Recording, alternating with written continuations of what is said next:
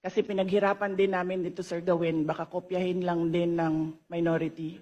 I would not like to discuss the defense strategy, particularly because the prosecutors will come from the House of Representatives.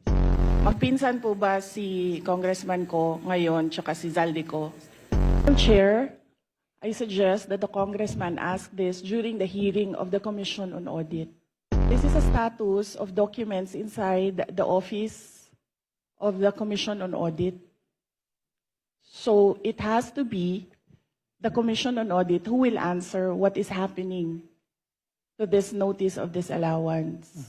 Chair, this is the subject of an impeachment trial, and I would not like to discuss the defense for the impeachment trial.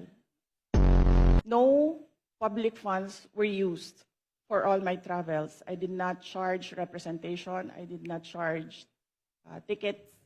I did not charge per dime for all my travels in the Office of the Vice President. So the Office of the Vice President from 2022, 2023, and 2024 received unmodified opinions from the Commission on Audit.